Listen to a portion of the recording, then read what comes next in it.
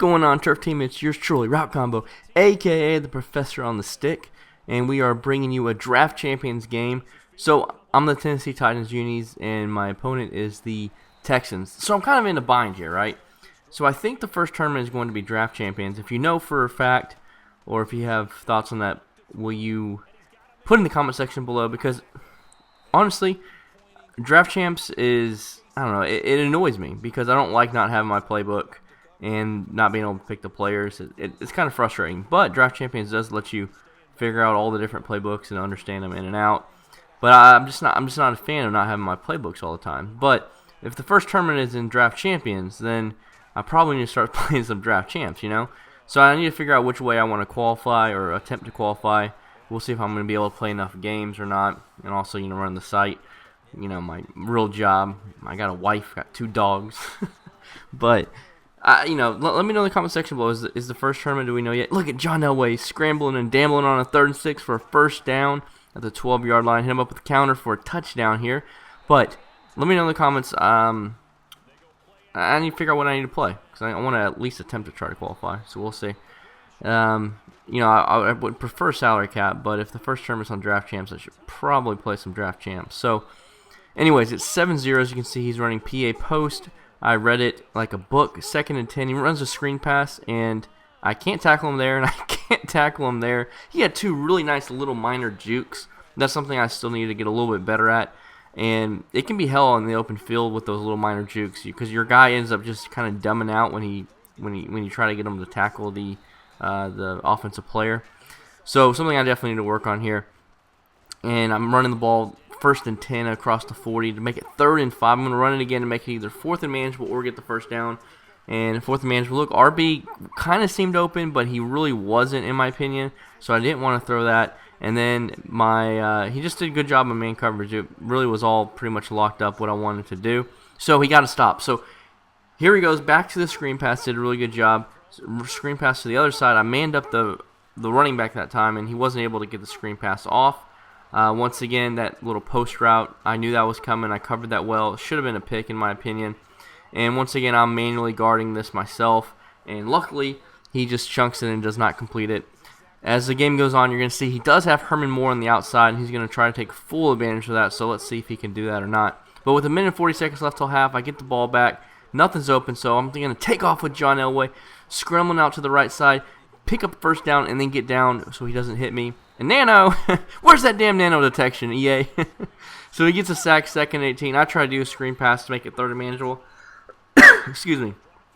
3rd and 11. As you can see, nothing's really open, so I decided to just check it down because he did have to use all of his timeouts, so he has no timeout, so I could have wasted the clock. But for whatever reason, I decided to kick the ball off with 16 seconds. I think I'm playing this game during the Tennessee game when they're losing to App State. Look at that pick. You're going to see this again. Look, I think his left foot goes out of bounds right there. I don't know. Let me know what you think about that. I think it was not an interception, but I'll take what I can get. So 7-7 with 30 seconds left, so I need to at least get a field goal out of this. 2nd and 3, run the ball up the gut. I do have 3 timeouts, so I'm not too worried about the clock. As you can see, we're trying to throw a dot. We did throw a dot, but he could not hold on to it. 3rd and 10. Nothing was really open. A is open right there in the flat, but that really wasn't my read. I was looking for RB for the corner route, but he did a good job. I think he played over-the-top coverage to take that away, so I'm settling for a field goal. But this, to me, it was a field goal that I should have never had. So I'm feeling pretty good going into the second half. I wish I got the ball, but my defense has been locking up pretty well. As you can see, it's 3rd and 9. Let's see what my opponent's going to do. 5 wide. I send a edge and B-gap pressure, and he throws it to Herman Moore. As you can see, one-on-one with Herman Moore again, and this time it was broken up. 2nd and 10, play-action pass. I sent the blitz, but the running back chipped him, and I was right there for the pick, but I could not get an animation. Another one-on-one. He's going to chunk it up. He gets the Odell animation. This is just unbelievable. Ever since the tuning update, aggressive catches just seem kind of out of control, in my opinion at least. But what can you do? But he cannot really... He's doing a really bad job of slowing down the run, so I'm going to continue to run the ball. I'm not really much of a runner, but he's not run committing, glitching me, so I'm going to take full advantage of it, and he can't really slow down the run. So a really high reward, low risk situation there. And look at this, double covered. He throws up to Herman once again. This is another thing about draft champs that's ridiculous. I'm like double covering the guy. If you see, I man him up twice. And it's just absolutely ridiculous, man. Just no reads, and he's in the game. No reads at all. Here we go. Winston scrambling out. Can't get anything done. 3rd and 4. As you can see, he throws a flat route for a nice 3-yard gain, just a little short. And he's going to kick the field goal to tie the game up, which is pretty smart on his part. But all I have to do is really get in field goal range and kind of wind down the clock, and the ball game will be me. Will be mine. So I get a first down run right there. Running the stretch again. Nice little cut back up to the middle for an 8-yard gain. 2nd and 2. Let's see what we're going to do. Halfback dive. And we get a first down there. And bleeding the clock a little bit now. And my guy was wide open. No, gosh.